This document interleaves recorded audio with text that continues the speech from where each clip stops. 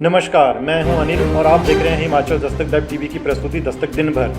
आइए नजर डालते हैं आज के मुख्य समाचारों पर। हिमाचल से 6 अक्टूबर को विदा होगा मानसून। मौसम विज्ञान केंद्र शिमला ने लगाया पूर्वानुमान। लोन पर 4% इंटरेस्ट का लालच देकर लूटे 1,30,000। पिछले कई दिनों से साइबर ठगों के निशाने पर BVN। पर्यटकों से गुलजार हुई प्रदेश की सैरगाहें। सैलानियों की आमद देख पर्यटन कारोबारियों के खिले चेहरे। कोर्फबॉल में हरियाणा को हराकर हिमाचल बना चैंपियन। कुल्लू के ढालपुर मैदान में 3 दिवसीय राष्ट्रीय कोर्फबॉल प्रतियोगिता का समापन। मांगे पूरी न की तो प्रदेश भर में करेंगे काम छोड़ो हड़ताल। HRTC कर्मचारियों की चेतावनी, 17 अक्टूबर तक का दिया अल्टीमेटम। अब समाचार विस्तार से। हिमाचल को गहरे जख्म देने वाला मानसून 6 अक्टूबर को विदा हो जाएगा। मौसम विज्ञान केंद्र शिमला द्वारा 6 अक्टूबर तक मानसून के रुखसत होने का पूर्वानुमान लगाया जा रहा है। हालांकि मौसम विज्ञान केंद्र द्वारा सोमवार को भी प्रदेश के कुछ स्थानों पर गर्जन के साथ बारिश होने का पूर्वानुमान लगाया जा रहा है, मगर केंद्र ने समूचे राज्य में 5 से 7 अक्टूबर तक मौसम साफ बने रहने की संभावना जताई है। मौजूदा मानसून सीजन की अगर बात करें तो इस दौरान भारी बारिश होने से राज्य में जगह जगह पर बादल फटने सहित लैंडस्लाइडिंग की घटनाएं पेश आईं। इन घटनाओं में जहां कई लोग अकाल मौत का ग्रास बने तो वहीं कुछ लोगों के आशान्य भी उजड़ गए। प्रदेश में कांगड़ा, शिमला, किन्नौर और चंबा में मानसून के दौरान सबसे ज़्यादा नुकसान हुआ है। प्रदेश का सबसे बड़ा औद्योगिक क्षेत्र BVN पिछले कई दिनों से साइबर ठगों के निशाने पर है।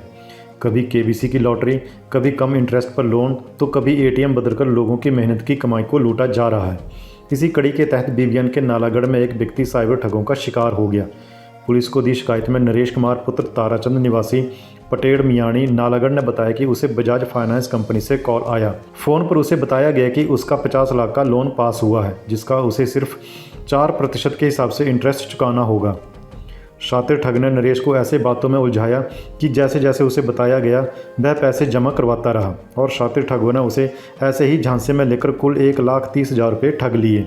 DSP बद्दी नवदीप सिंह ने बताया कि पुलिस ने पीड़ित की शिकायत के आधार पर IPC की धारा 420 के तहत ठगी का मामला दर्ज कर जांच शुरू कर दी है।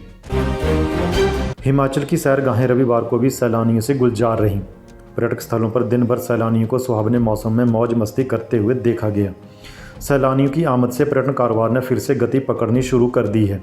वीकेंड पर भारी संख्या में सैलानियों के उमड़ने से पर्यटन कारोबारी आगामी दिनों के दौरान भी कारोबार अच्छा चलने की उम्मीद लगा रहे हैं। प्रदेश के प्रमुख स्थलों शिमला, धर्मशाला, कुल्लू, मनाली, डलहौजी सहित चंबा में सैलानियों की भारी आमद दर्ज की गई है।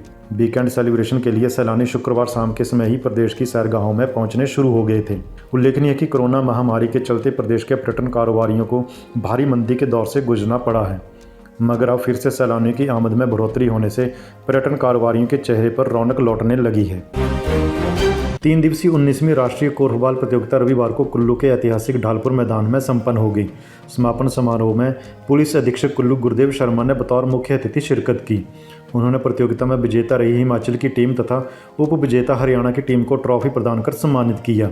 प्रतियोगिता में संयुक्त रूप से तीसरे स्थान पर रही तमिलनाडु तथा महाराष्ट्र की टीमों को भी मुख्य अतिथि द्वारा ट्रॉफी प्रदान कर सम्मानित किया गया। गौरव की हिमाचल कोर्फबॉल फेडरेशन कप का दूसरी बार विजेता बना है। वर्ष 2019 में भी हिमाचल के जिला ऊना में आयोजित किए गए 18वें कोर्फबॉल फेडरेशन कप में हिमाचल ने फाइनल में हरियाणा को पराजित कर कप पर कब्जा किया था। HRTC वर्कशॉप जसूर में रविवार को कर्मचारियों ने गेट मीटिंग कर HRTC प्रबंधन के खिलाफ रोष प्रकट किया। JCC के उपाध्यक्ष मान सिंह के नेतृत्व में कर्मचारियों ने सरकार और प्रबंधन को चेताया कि यदि उनकी मांगों को 17 अक्टूबर तक पूरा नहीं किया गया तो प्रदेश भर में HRTC कर्मचारी काम छोड़ो हड़ताल करेंगे। मान सिंह ने बताया कि इस समय HRTC प्रबंधन के पास कर्मचारियों के 582 करोड़ रुपये के भत्ते लंबित पड़े हैं, जिन्हें लेकर कई बार प्रबंधन और सरकार से बात की गई, लेकिन आज तक कर्मचारियों को उनके भत्तों की अदायगी नहीं की गई। उन्होंने कहा कि अगर 17 अक्टूबर तक HRTC प्रबंधन इनके भत्तों की अदायगी नहीं करता है तो पूरे प्रदेश में HRTC के कर्मचारी 24 घंटों के लिए काम छोड़ो आंदोलन शुरू करेंगे। उन्होंने कहा कि अगर इसके बाद भी इनकी मांगें नहीं मानी जाती हैं तो कर्मचारी उग्र आंदोलन करेंगे। आज की गेट मीटिंग का जो हमने अभियान चलाया हुआ है, ये अभियान बहुत पहले से चला हुआ है। हमारी कम से कम 582 करोड़ जो है HRTC से लेने को है, प्रबंधन से और सरकार से लेने को है। हमारी 21 सूत्रीय हमने मांग पत्र जो है प्रबंधन को निगम को सौंपा था, उसके ऊपर कोई कार्रवाई नहीं हुई। उस प्रबंधन या सरकार हमारे ड्यूज टाइम रहते 17 तारीख से पहले नहीं देती है तो हम 24 तारीख को 24 घंटे का काम छोड़ो आंदोलन करेंगे। और सरकार को और प्रबंधन को मैं चेताना चाहता हूँ कि किसी भी इस मुकलते में न रहे।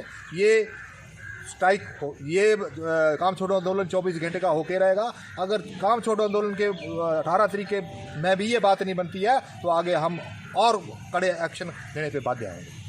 सर